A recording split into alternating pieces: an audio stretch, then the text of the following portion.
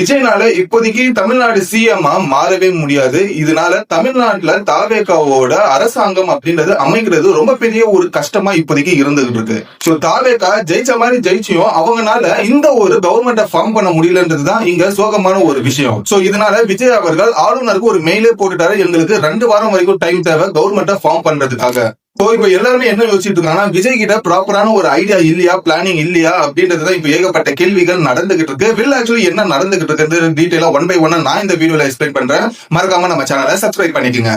தமிழ்நாட்டுல 50 வருஷமா கட்சி நடந்துகிட்டு இருக்க 2 மிகப்பெரிய கட்சிகள் வந்துட்டு ஒரு மிகப்பெரிய ஒரு விஷயத்த முன் வச்சாங்க. யாரா இருந்தாலும் புதுசா கட்சி ஆரம்பிச்சு உடனே வந்துட்டு முதலமைச்சர் ஆகணும்னு நினைச்சா முடியாது, அது எம்ஜிஆரோடவே முடிஞ்சு போச்சு அப்படின்றதுதான் இங்க ஏகப்பட்ட பேர் பேசப்பட்ட ஒரு விஷயமா இருந்தது.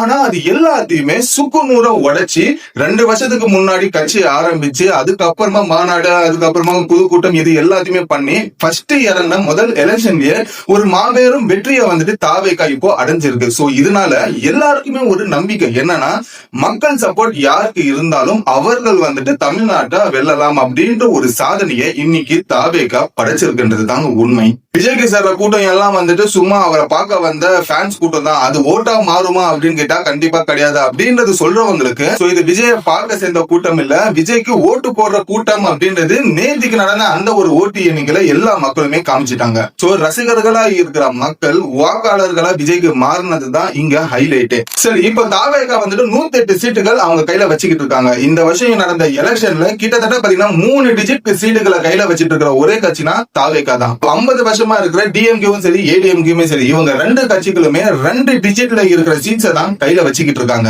இத்தனைக்கும் இந்த 2 கட்சிகளுமே ஏகப்பட்ட கூட்டணிகளுமே வச்சுதான் இந்த ஒரு 2 டிஜிட் அடைஞ்சிருக்காங்க. இந்த கூட்டணிகள் இல்லைன்னா இதை விடவே இன்னும் கம்மியாகிறதுக்கான வாய்ப்புகள் அதிகமா இருந்துச்சு. தாவேகாவை பொறுத்த வரைக்கும் எந்த ஒரு கூட்டணியுமே இல்ல, அவங்க சோலோவா நின்று கிட்டத்தட்ட 108 சீட்டுகள் ஜெயிச்சிருக்கிறது ஒரு மிகப்பெரிய மாபெரும் வெற்றி தான் அப்படின்றது சொல்லலாம். ஆனா தாவேகா 108 சீட்டை வச்சுக்கிட்டு கவர்மெண்ட் ஃபார்ம் பண்ண முடியுமா, விஜயனால வந்துட்டு முதலமைச்சர் ஆக முடியுமான்னு கேட்டீங்கன்னா கண்டிப்பா வாய்ப்பு இல்லைங்க. ஏன்னா சட்டம் என்ன சொல்லுதுன்னா, தமிழ்நாட்டுல கிட்டத்தட்ட 234 தொகுதிகள், அத 2ஆ வகுத்தீங்கன்னா 118 சீட்டு வந்துட்டு இருக்கணும் ஒரு கட்சி அமைக்கிறதுக்கு. சோ 118ல இருந்து 119 சீட் அப்படின்ற ஒரு விஷயம் இருந்தா போதும், நம்ம வந்துட்டு யார் அந்த கட்சி தலைவரா இருக்காமோ அவங்க முதலமைச்சர் ஆகலாம். ஆனா விஜய்க்கு இப்போதைக்கு 108 சீட்டு எடுத்தாலும் அவரால் வந்துட்டு முதலமைச்சர் ஆக முடியாது. இதனால தமிழ்நாட்டுல இப்போதைக்கு தொங்கு சட்டம் அப்படின்றது வந்துட்டு அமலுக்கு வரும். இந்த தொங்கு சட்டம் அப்படின்றது கடந்த 24 வருஷத்துக்கு அப்புறமா இப்போ வந்துட்டு திரும்பியும் இது வருது அப்படின்றது சொல்றாங்க. சரி, இது என்ன தொங்கு சட்டம் அப்படின்றப்ப பார்க்கும்போது, எந்த போட்டியிடுற கட்சிகள் 118 சீட்டுக்கு மேல ஜெயிக்கல அப்படின்ற பட்சத்துல ஆளுநர் வந்துட்டு தமிழ்நாடு ஸ்டேட்ல இருக்கிற கவர்மெண்ட்டை வந்துட்டு அவங்க கண்ட்ரோல்ல எடுத்துப்பாங்க. சோ ஒரு நாள் வந்துட்டு ஆளுநர் வந்து யாரு முன்னிலையில இருக்காங்களோ, ஒருவேளை இப்ப நம்ம டிவிக்கு இருக்காங்கன்னா டிவிக்கு வந்துட்டு கூப்பிடுவாங்க. அதே போல ஆப்போசிஷன் பார்ட்டியா யாரு இருக்காங்கன்னா டிஎம்கே இருக்காங்க, 75 சீட் ஜெயிச்சு. சோ டிஎம்கேமே கூப்பிடுவாங்க. சோ ஆளுநர் வந்துட்டு என்ன கேட்பாருன்னா, தாவேகா கிட்ட நீங்க யாராச்சும் கிட்ட கூட்டணி வச்சு 118 சீட்டை வந்துட்டு ஜெயிக்கிறீங்களா, நீங்க ஜெயிச்சீங்கன்னா நீங்க கவர்மெண்ட்டை ஃபார்ம் பண்ணலாம் அப்படின்றது தாவேகா கிட்ட கேட்பாங்க. தாவேகா இன்கேஸ் வந்துட்டு இல்ல நான் கூட்டணி வைக்கல அப்படின்றது சொன்னாங்கன்னா அடுத்தது டிஎம்கே கிட்ட கேட்பாங்க. டிஎம்கே நீங்க யாராச்சும் வந்துட்டு கூட்டணியை வச்சு 118 சீட்டை வந்துட்டு காமிக்கிறீங்களா அப்படின்றது கேட்கும்போது டிஎம்கேவும் அதுக்கு ஒத்துக்கல அப்படின்ற பட்சத்துல மறுபடியும் ரீ எலெக்ஷன் அப்படின்ற ஒரு விஷயம் இம்ப்ளிமெண்ட் ஆகும். ஆனா இது சாத்தியமா அப்படின்னு கேட்டீங்கன்னா இது சாத்தியம் அவ்வளவு சீக்கிரத்துல இருக்காது. ஏன்னா எலெக்ஷன் கமிஷன் வந்துட்டு திரும்பியும் ஒரு ஸ்டேட் அந்த ரீ எலெக்ஷன் அப்படின்றத வைக்கணும்னா ஏகப்பட்ட செலவுகள் ஆகும். சோ இதனால வந்துட்டு ரீ எலெக்ஷன் பண்றதுக்கான வாய்ப்புகள் எதுவுமே இருக்காது. சோ அதனால முதல்ல எந்த கட்சி அதிகமா லீட்ல இருக்காங்களோ, 2வது ஆப்போசிஷன் பார்ட்டி யார் இருக்காங்களோ, இவங்க 2 பேர் கிட்ட தான் அதிக அளவுல பேச்சுவார்த்தை நடத்தி 118 சீட்ஸ் யார் காமிக்கிறாங்களோ அவங்க கவர்மெண்ட்டை ஃபார்ம் பண்ணணும் அப்படின்றதுதான் ஒரு புஷ் ஒன்று கொடுப்பாங்க, அழுத்தத்தை கொடுப்பாங்க. சோ இதனால தாவேகா 118 சீட்ஸ் யாராவது கூட்டணி வச்சு காமிச்சிட்டாங்கன்னா தாவேகா வந்துட்டு ஆட்சி அமைக்கும். சோ ஜோசப் விஜய் அவர்கள் வந்துட்டு நமக்கு அடுத்த முதல்வரா வருவாரு அப்படின்றதுதான் இந்த கான்செப்ட். சோ இப்போதைக்கு தாவேகா கிட்ட 118 சீட் அப்படின்றது இல்ல. சோ இதனால வந்துட்டு விஜய் அவர்கள் ஆளுநருக்கு நேற்றுக்கு ஒரு மெயில் ஒண்ணு போட்டிருக்காரு. என்னன்னா, நான் இந்த ஒரு தமிழ்நாட்டுல கவர்மெண்ட் ஃபார்ம் பண்ணணும்னா எனக்கு 2 வாரத்துக்கு வந்துட்டு டைம் தேவை.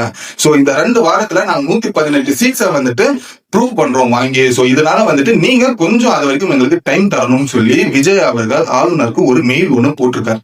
இதோட தொடர்ச்சியா இப்ப விஜய் அவர்கள் 2 வாரத்துக்கு டைம் கேட்டிருக்காரு அப்படின்ற ஒரு பட்சத்துல இப்போ இந்த 2 வாரத்துல விஜய் அவர்கள் யார் கூட கூட்டணி வைப்பாரு, அந்த கூட்டணியில இருக்கிறவங்க என்ன மாதிரி பதவிகளை கேட்பாங்க, அதுக்கு விஜய் அவர்கள் ஒத்துப்பாரா?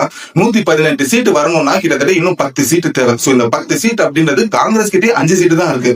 அப்ப காங்கிரஸ் கூப்பிட்டா கூட இன்னும் 2-3 கட்சிகளை உள்ள கூட்ட வேண்டிய ஒரு சூழ்நிலை ஏற்படுது. சோ விஜயோட ஆட்சியில 2-3 கட்சிகள் சேர்ந்து தமிழ்நாடு ஆளுமா, இல்லைன்னா 2 கட்சிகள், அதாவது தாவேகாவும் சரி வேற ஏதாச்சும் ஒரு பெரிய கட்சி ஒன்னா சேர்ந்து தமிழ்நாடு ஆளுமா அப்படின்றதுதான் இப்போ ஒரு மிகப்பெரிய கேள்வி. ஆனா ஆக மொத்தத்துல தாவேகா தனிச்சு நின்று இந்த கவர்மெண்ட் ஃபார்ம் பண்ணணுமான்னு கேட்டீங்கன்னா கண்டிப்பா இப்போதைக்கு அந்த ஒரு சூழ்நிலை இல்ல அப்படின்றதுதான் எல்லாராலையுமே சொல்லப்படுது. சோ கண்டிப்பா விஜய் அவர்கள் ஒரு கூட்டணி வச்சு தீரணும், அப்போதான் அவர் கவர்மெண்ட் ஃபார்ம் பண்ண முடியும் தமிழ்நாட்டுல.